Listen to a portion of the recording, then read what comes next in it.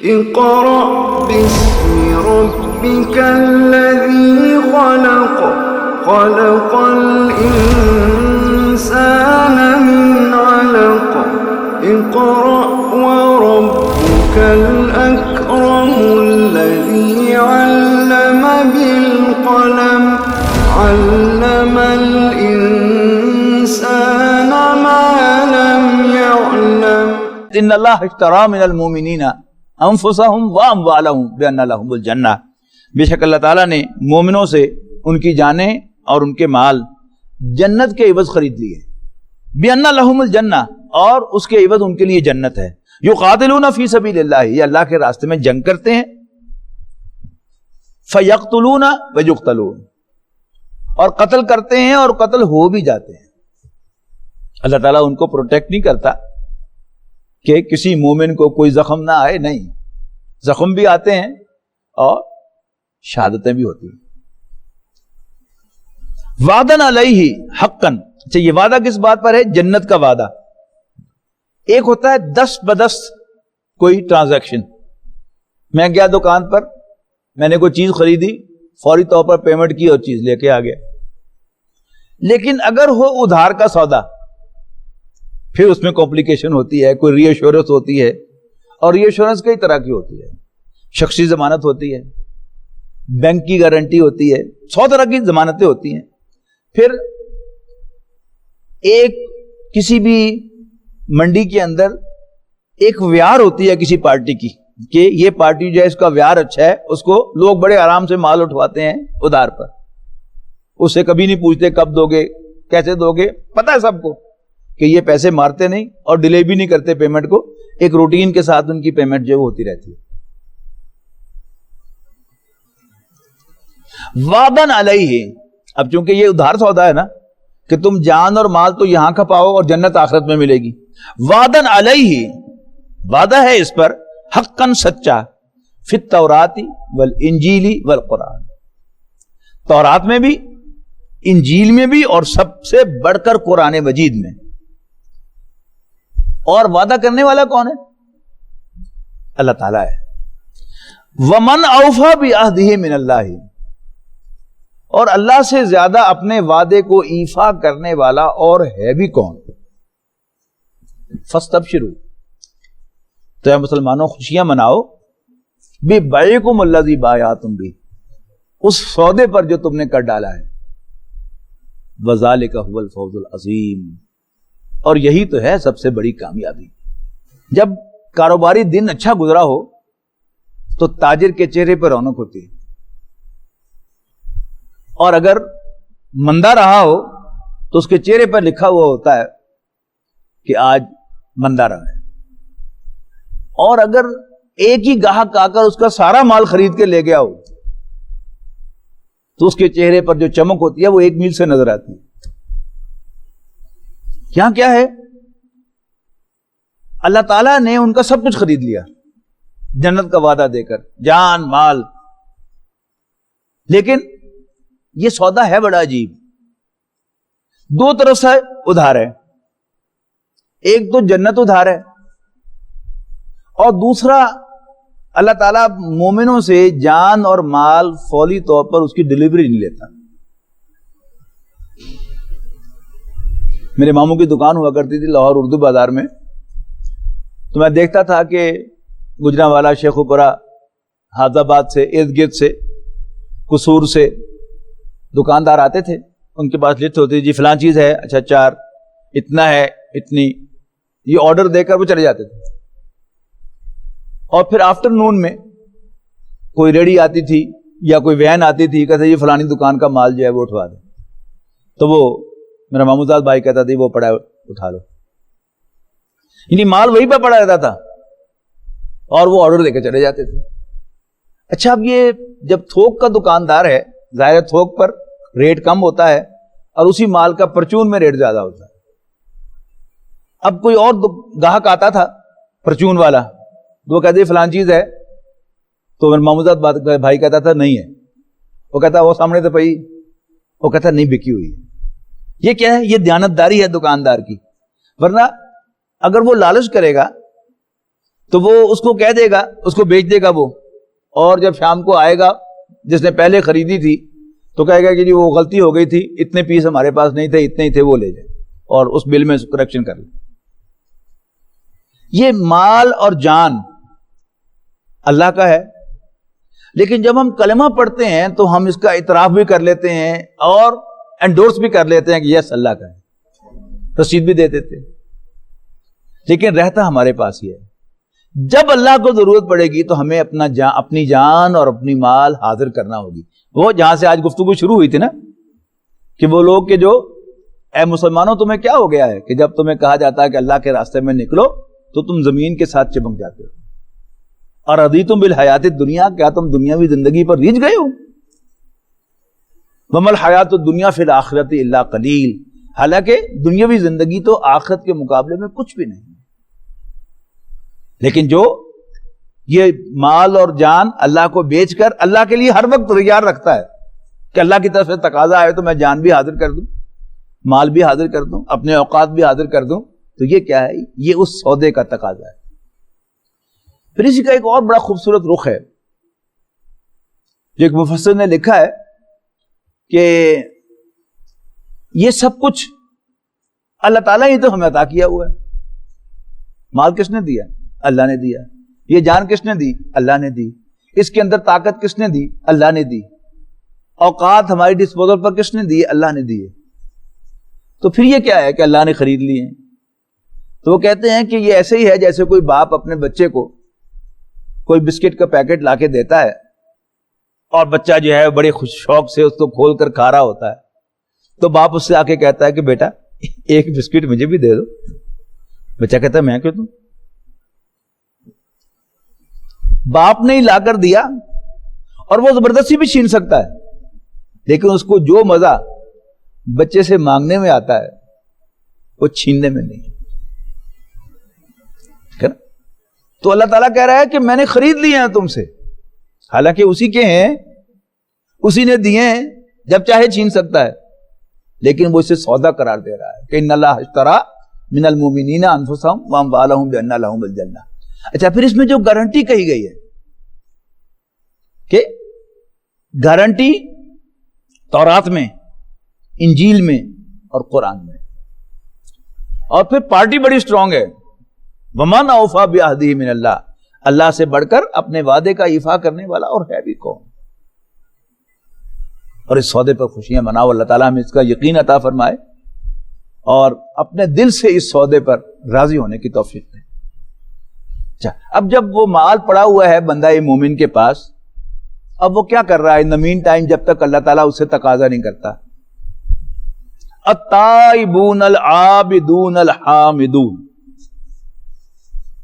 توبہ کرنے والے، عبادت کرنے والے اور حمد کرنے والے، تین کے تین سیٹ ہیں۔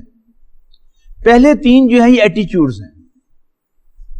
پہلا ایٹیچیوڈ توبہ کرنا، ہر وقت اللہ تعالیٰ سے معافی مانگتے رہنا۔ شیطان انسان کو دھوکے دے میں ڈالتا رہے گا کہ تو بڑی شین، تو بڑا نیک آدمی ہے، یہ دنیا تو تیرے بل پہ چل رہی ہے، تو کسی کو دھوکہ نہیں دیتا، تو جھوٹ نہیں بولتا، تو کبھی نماز نہیں چھوڑتا، وغیرہ وغیرہ، اور اس کو زوم میں مبتلا کرتا رہتا ہے۔ جب انسان تعوذ کرتا ہے، کبھی بھی آپ تجربہ کر کے دیکھ لیجئے گا کہ بڑی عجیب سی بات ہے کہ انسان 4 دن ذرا نمازیں باجماعت پڑھے تکبیر اولیٰ کے ساتھ، تو اس کو یہ احساس ہونے پڑتا ہے، لگتا ہے کہ جی میں تو بہت نیک آدمی ہوں، تو شاید دنیا میرے سر پہ چل رہی ہے۔ پرانی بات ہے، میرے والدین حیات تھے اور میرے بڑے بھائی کے ہاں لاہور میں تھے، عسکری 5 میں، تو میں لاہور گیا ہوا تھا تنظیم اسلامی کے مرکزی شورا کے اجلاس میں۔ تو دوپہر کو وقفہ ہوا، زور اثر کے درمیان، اگست کا مہینہ تھا، برسات کا موسم تھا، تو میں کلمہ چوک سے پیدل ہی چل کے اندر گیا کہ چلو واک بھی ہو جائے، شوگر کی وجہ سے جو واک کرنی پڑتی ہے، آج صبح نہیں ہوئی، میں فیصل آباد سے آیا تھا، تو میں چل رہا تھا پیدل، تو بڑا امیز ہوا میں کہ مجھ پر دھوپ نہیں سایہ تھا اور دھوپ میرے آگے آگے چل رہی تھی، تو میں بڑا امپریس ہوا محسوس ہوا کہ آئی ایم ویری امپورٹنٹ مین، کہ مجھ پر بادل کا سایہ ہے. اچانک مجھے اللہ تعالیٰ نے دل میں ڈالی کہ کوئی چکر ہی نہ ہو. میں نے احتیاطاً اعوذ باللہ پڑھی، اعوذ باللہ من الشیطان الرجیم، تو فوراً مجھ پر دھوپ آ گئی. وہ جو بادل کا سایہ کیا ہوا تھا وہ شیطان نے کیا ہوا تھا میرے اوپر. جب میں نے اللہ تعالیٰ سے پروٹیکشن مانگی تو فوراً اللہ تعالیٰ نے مجھے اپنی حیثیت جو ہے وہ دکھا دی کہ تم یہ ہو. تو جب شیطان انسان کو جفا مار دیتا ہے تو ہمیشہ اس کو سب اچھا دکھاتا ہے کہ تیرے بغیر جمے کوئی نہیں. لیکن جو ہی انسان تعوذ کرے گا، اللہ تعالیٰ سے پروٹیکشن طلب کرے گا، تو اللہ تعالیٰ اس کو اس کی بے شمار خامیاں دکھائے گا. وہ دیکھ یہ تم، تو پھر انسان کی وہ ساری ہوا جو ہے وہ نکل جاتی ہے. تو توبہ کرتے رہنا. جب انسان کو اپنے گناہ یاد آئیں گے، اس میں بھی نوٹ کر لیجیے گا، ایک ہے یعنی توبہ کی تسبیح کرنا، یہ بالکل مختلف چیز ہے. استغفار کی تسبیح کرنا یہ بالکل اور چیز ہے. ایک ہے گناہوں کے ریفرنس سے توبہ کرنا اور معافی مانگنا، ان میں زمین و آسمان کا فرق ہے. جیسے ایک ہوتا ہے کہ چلتے چلتے کہنا جی کیا سنیا معاف. ایک ہے کہ کوئی شخص آپ کے پاس آتا ہے اور وہ کہتا ہے کہ فلاں وقت میں نے تم سے یہ زیادتی کی تھی، فار گاڈ سیک فارگیو می، اللہ کے لیے مجھے معاف کر دو. ناؤ یو فیل انکلائنڈ کہ مجھے معاف کرنا چاہیے. تو ایک ہے استغفار کی تسبیح، یہ انسان کے اندر اور زیادہ عجب پیدا کرتی ہے کہ میں گناہ تو کوئی نہیں کیے ہوئے، لیکن میں 1000 دفعہ استغفار بھی روزانہ کرتا ہوں، تو انسان کے وہ عجب میں اور زیادہ اضافہ ہو جاتا ہے. لیکن اگر انسان اس استغفار کے ساتھ تعوذ کا بھی اہتمام کرے، اللہ تعالیٰ سے پناہ مانگتا رہے شیطان کے خلاف، اللہ تعالیٰ پروٹیکٹ کرتا ہے، تو پھر انسان کو واقعتاً ضرورت محسوس ہوتی ہے کہ یا اللہ معاف کر. اس لیے کہ جو انسان کا حاصل ہے اس زندگی کا وہ استغفاری ہے. اس لیے کہ جہاں تک انسان کے عملوں کا تعلق ہے، وہ احد پہاڑ جتنے بھی عمل کر لے تب بھی وہ اللہ تعالیٰ کا شکر جو ہے وہ بجا نہ لانے کی وجہ سے اس کو بیلنس نہیں کر سکتے. بڑی خوبصورت حدیث ہے ہلا دینے والی کہ قیامت کے دن ایک شخص اللہ تعالیٰ کے حضور پیش ہوگا اور اللہ تعالیٰ کہے گا جا میں نے تمہیں معاف کیا. وہ کہے گا نہیں اللہ تو میرا حساب لے، میں عمل کر کے آیا ہوں. اللہ تعالیٰ کہے گا جا میں نے تمہیں معاف کیا. وہ کہے گا نہیں میرا حساب لے. تو اللہ تعالیٰ کہے گا فرشتوں سے کہ پہلے اس کی آنکھ کا حساب لاؤ، اور وہیں وہ ٹھس ہو جائے گا. اور سب ہم مرد بیٹھے ہیں، کوئی مرد اپنی آنکھ کا حساب نہیں دیکھ سکتا. تو پھر وہ درخواست کرے گا اللہ تعالیٰ سے کہ اللہ مجھے معاف کر دے. اللہ تعالیٰ کہے گا میں تمہیں پہلے کہا تھا کہ میں تمہیں معاف کر دوں، جا دفع ہو. تو اصل چیز جو ہے وہ استغفار، اللہ تعالیٰ بخش دے. یعنی جتنا انسان عمل کرے، جب بھی خیال آئے کہ میں عمل کر رہا ہوں تو پھر استغفار کرے. بڑی دلچسپ بات، محترم ڈاکٹر ظفر احمد صاحب کے ساتھ جو قرب رہا تو ان سے بڑی جو زبردست چیزیں وہ قرب کے اندر ملی. ایک دفعہ ڈاکٹر صاحب نے مجھے فرمایا کہ علامہ اقبال جو بے دین آدمی تھا، یہ اللہ تعالیٰ کا ان کو بڑا احسان تھا. کہتے ہیں اگر علامہ اقبال جتنی ان کے فکر کی بلندی تھی، اگر وہ کوئی عملی ایک دیندار مسلمان بھی ہوتا تو وہ کئی بڑا دعویٰ کرتا مہدی کا، نبوت کا یا خدائی کا. تو یہ جو ان کی خامیاں کمزوریاں تھیں وہ ان کے سامنے تھی، لہذا ان کی فکر کی بلندی اپنی جگہ پر رہی، لیکن انہیں کوئی بڑا دعویٰ کبھی نہیں کیا. واللہ اعلم. تو یہ بھی کیا ہے، اللہ تعالیٰ سے توبہ کرتے رہنا، معافی مانگتے رہنا. یہ کب ہوگا؟ یہ صرف تسبیح سے نہیں ہوگا کہ انسان کو ساتھ ساتھ یاد آئی اوئے ابھی مجھ سے یہ کیا ہو گیا، یا اللہ معاف کر دے، اوئے یہ میں کیا کر بیٹھا، یا اللہ معاف کر دے. تو یہ کیا ہے؟ التائبون، توبہ کرتے رہنے والے، والعابدون، اصل میں کیا ہے؟ عبادت گزاری کا ایٹیچیوڈ. یعنی نماز روزے کا ذکر بعد میں آ رہا ہے، تو یہ کیا ہے؟ العابدون، عبادت کرنے والے، بندگی کرنے والے، غلامی اختیار کرنے والے. والحامدون اور حمد کرنے والے. اور حمد جو ہے اس میں یہ بات ذہن میں رکھیے گا کہ الحمدللہ کا کلمہ جو ہے یہ قرآن مجید کے نزول سے پہلے بھی اللہ کا شکر ادا کرنے کے لیے آتا ہے. تو والحامدون اللہ کا شکر ادا کرنے والے. اور شکر جو ہے یہ بڑی زبردست چیز ہے. جیسے استغفار کے بارے میں نے کہا نا کہ یہ کمال کی چیز ہے اور میری اور آپ کی ہر وقت کی ضرورت ہے. شکر بھی کمال کی چیز ہے, اس کا ایک اور زاویہ ہے. اور شکر بھی اگر آپ نے شکر کا مزہ لینا ہے تو وہ چیزیں جو آپ کو ان پلیزنٹ معلوم ہو, آپ پر ناگوار گزرے, ان پر شکر کرنے کی کوشش کیجیے. اصل شکر وہی ہے. آپ اپنی زندگی میں ایک ذرا طائرانہ نظر ڈالیں کہ زندگی میں کوئی ایسی مومنٹ ضرور ہوں گی کہ جو آپ کو بڑی ناگوار گزری ہوں گی کہ وہ یہ کیا ہو گیا. اور آپ آگے آپ نظر ڈالیں کہ آج آپ جس جگہ پر ہیں وہ اسی مومنٹ کی وجہ سے. تو اصل میں جو کام بھی ہو گیا, خواہ اس میں ذریعہ وہ بنا یا وہ بنا, لیکن فائنلی جو رزلٹ نکلتا ہے وہ اللہ تعالیٰ کی اجازت کے بغیر نہیں نکلتا. You want to do me a favour, آپ بالکل مجھے کوئی فیور نہیں دے سکتے جب تک اللہ تعالیٰ کو منظور نہ ہو. اور آپ میرا کوئی نقصان کرنا چاہتے ہیں, میرا کچھ نہیں بگاڑ سکتے اگر اللہ کو منظور نہ ہو. تو جو کچھ بھی ہوا وہ فائنلی تو اللہ تعالیٰ کی اجازت سے ہو نا, وہ اللہ کا کرنا ہے. اور اس پر اللہ کا شکر کہ یا اللہ تو نے دیا ہے, تیرا شکر ہے, ٹھیک ہی دیا ہے تو نے, مجھے اگرچہ نظر نہیں آ رہا لیکن تو نے ٹھیک کیا ہوگا, لہذا اس پر میں تیرا شکر ادا کرنا. یہ کر کے دیکھیے, یعنی یہ شاید آپ کو تھیوریٹیکلی سمجھ نہ آئے, لیکن اس میں آپ کر کے دیکھیے کہ کبھی کوئی ایسا انسیڈنٹ آئے کہ جو آپ کو بہت ناگوار ہو, تو یہ سمجھ کر کہ ماشاء اللہ کانا, جو اللہ نے چاہا وہی ہوا, اللہ کا شکر ادا کیا, اللہ تو نے کیا, تیرا شکر ہے. یعنی سیرت النبی میں آپ دیکھ لیں کہ حضور صلی اللہ علیہ وسلم کی زندگی کا سخت ترین دور جو ہے وہ کون سا ہے کہ جب ابو طالب کے انتقال کے بعد ابو لہب خاندان کا سربراہ بن گیا. ابو طالب کا فوت ہونا, حضرت خدیجہ کا دنیا سے چلا جانا عام الحزن کہلاتا ہے نا, غم کا سال. لیکن آپ غور کیجئے کہ رسول اللہ صلی اللہ علیہ وسلم کی سیرت کا بریک تھرو جو ہے وہ وہی ہے. یعنی سٹیٹس کو میں زندگی چل رہی تھی کہ بنو ہاشم رسول اللہ صلی اللہ علیہ وسلم کو سپورٹ کر رہا تھا اور باقی صحابہ پر تشدد ہو رہا ہے, لیکن حضور صلی اللہ علیہ وسلم کو کچھ نہیں ہو رہا. ابو طالب مرا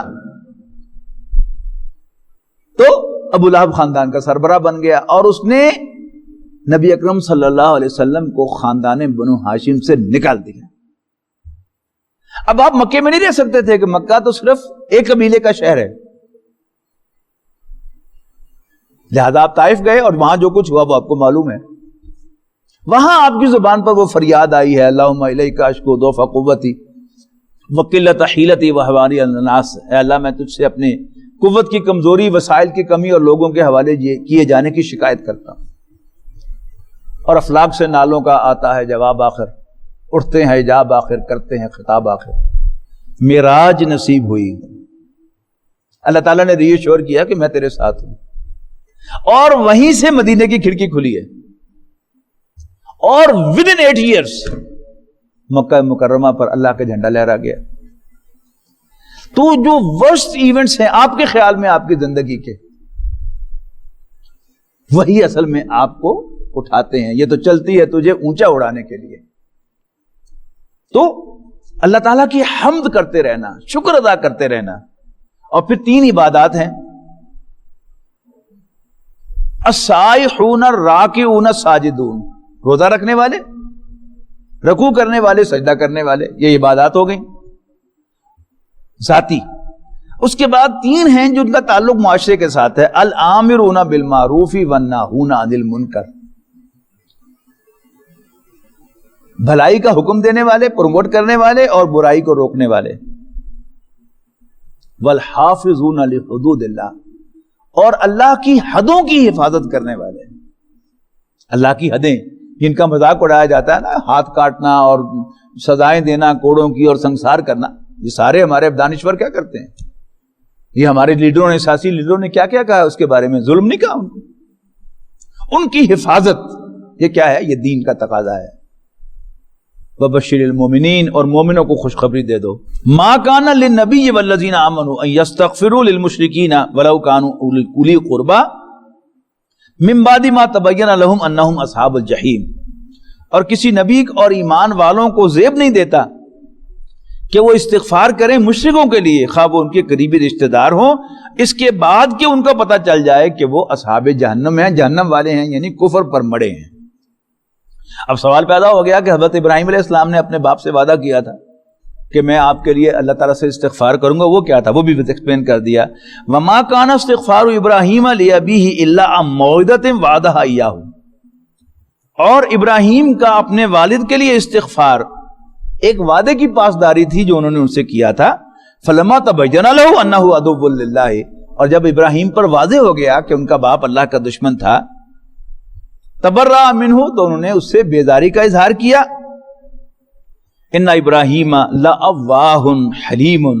یقیناً ابراہیم بڑے نرم دل اور بردبار تھے، ٹالریٹ کرنے والے تھے، حلیم تھے. وما کان اللہ لیضل قوما بعد اذ ہداہم حتی یبین لہم ما یتقون.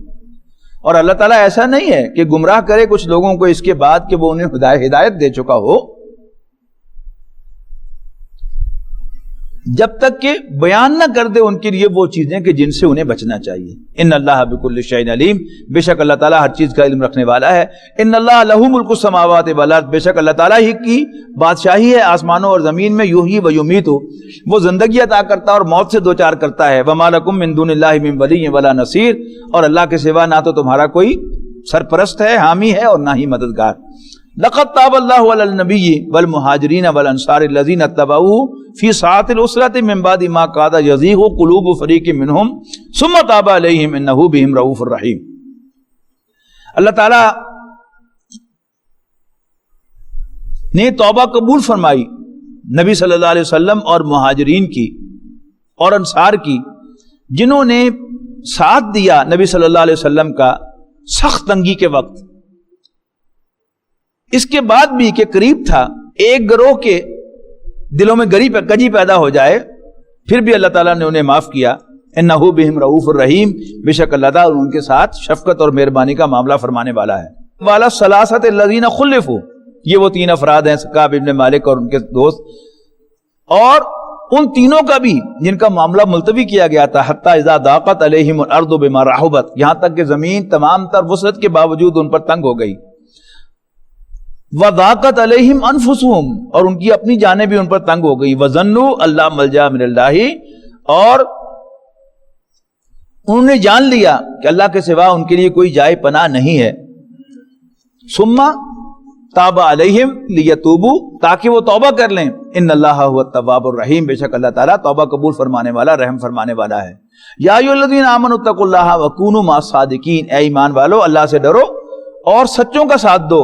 ما کان لأہل المدینۃ ومن حولهم من الاعراب ان یتخلفوا عن رسول اللہ ولا یرغبوا بانفسہم عن نفسہ.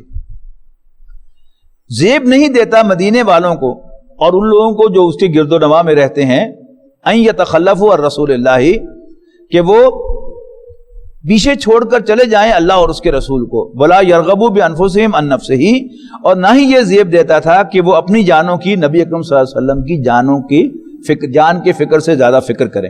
ذالک بانہم لا یصیبہم ظمأ ولا نصب ولا مخمصۃ فی سبیل اللہ.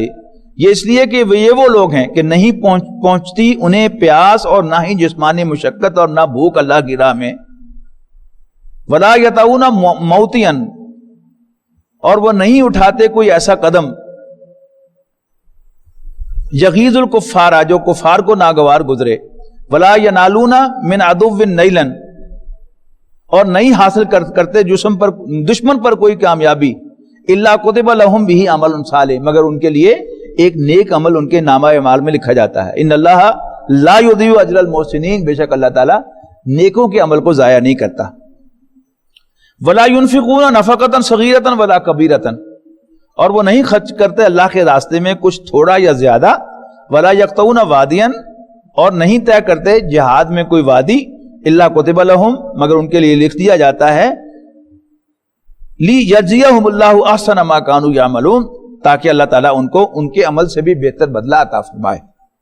وما کان المؤمنون لینفروا کافۃ، اور سب کے سب مسلمانوں کے لیے ممکن نہیں کہ وہ نکل پڑے اللہ کے راستے میں۔ فلولا نفر من کل فرقۃ منہم، اور کیوں ایسا نہ ہوا کہ ہر آبادی میں سے نکلتے کچھ لوگ لیتفقہوا فی الدین، کہ وہ دین کی سمجھ حاصل کرتے، ولینذروا قومہم اذا رجعوا، اور پھر واپس جا کر وہ اپنی اپنی قوم کو خبردار کرتے، یعنی ان کو وعظ نصیحت کرتے جب وہ ان کے پاس لوٹتے، لعلہم یحذرون، تاکہ وہ بھی برے کاموں سے بچ جاتے۔ یا ایھا الذین آمنوا قاتلوا الذین یلونکم من الکفار ولیجدوا فیکم غلظہ، اے ایمان والو اپنے قریب والے کافروں سے لڑو، اور چاہیے کہ وہ تمہارے اندر سختی محسوس کریں۔ وَاعْلَمُوا، اور یاد رکھو، ان اللہ مع المتقین، اللہ تعالیٰ متقیوں کے ساتھ ہے۔ وَإِذَا مَا أُنزِلَتْ سُورَةٌ، اور جب کوئی سورت نازل ہوتی ہے، فَمِنْهُمْ مَن يَقُولُ أَيُّكُمْ زَادَتْهُ هَٰذِهِ ایمانا، سورۃ انفال کے شروع میں ہم پڑھ کے آئے ہیں کہ إِنَّمَا الْمُؤْمِنُونَ الَّذِينَ آمَنُوا بِاللَّهِ وَرَسُولِهِ، مومن تو بس وہ ہیں کہ جب ان کے سامنے اللہ اور اللہ کا نام آتا ہے تو ان کے دل ڈر جاتے ہیں، اور جب ان کے سامنے اللہ کی آیات تلاوت کی جاتی ہیں تو وہ ان کو ان کے ایمان میں بڑھا دیتی ہیں۔ تو جب کوئی صورت نازل ہوتی ہے تو مذاقاً ایک دوسرے کو پوچھتے ہیں، بھائی تیرے ایمان میں اضافہ ہو، تیرے ایمان کا فرق پہ ہے کوئی؟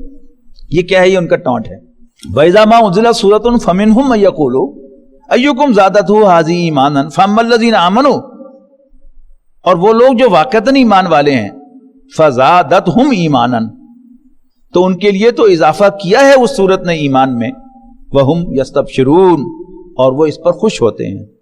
وَأَمَّا الَّذِينَ فِي قُلُوبِهِم مَرَضٌ، البتہ جن کے دلوں میں کوئی روگ ہے، کوئی بیماری ہے، فَزَادَتْهُمْ رِجْسًا إِلَىٰ رِجْسِهِمْ، تو وہ صورت بڑھاتی ہے ان کی گندگی پر اور گندگی۔ وَمَاتُوا وَهُمْ كَافِرُونَ، اور وہ مریں گے کفر کی حالت میں۔ أَوَلَا يَرَوْنَ، کیا وہ دیکھتے نہیں، أَنَّهُمْ يُفْتَنُونَ فِي كُلِّ عَامٍ مَرَّةً أَوْ مَرَّتَيْنِ، کہ ہر سال انہیں آزمایا جاتا ہے ایک بار یا دو بار، ثُمَّ لَا يَتُوبُونَ، پھر بھی وہ توبہ نہیں کرتے، وَلَا هُمْ يَذَّكَّرُونَ، اور نہ نصیحت حاصل کرتے ہیں۔ وَإِذَا مَا أُنزِلَتْ سُورَةٌ، اور جب بھی کوئی سورت نازل ہوتی ہے، ان نظر بعضهم الى بعض، تو وہ ایک دوسرے کی طرف دیکھنے لگتے ہیں، هل يراكم من احد، تمہیں کسی نے دیکھا تو نہیں، ثم انصرفوا، اور پھر نبی صلی اللہ علیہ وسلم کی مجلس سے کھسک جاتے ہیں، نکل جاتے ہیں۔ صرف اللہ قلوبهم، اللہ تعالیٰ نے ان کے دلوں کو پھیر دیا، بأنهم قوم لا يفقهون، اس لیے کہ وہ ناسمجھ لوگ ہیں۔ لقد جاءكم رسول من انفسکم، یہ بڑی خوبصورت آیت ہے، سیرت النبی پر، حضور کی سیرت پر بیان ہے۔ لقد جاءکم رسول من انفسکم عزیز علیہ ما عنتم،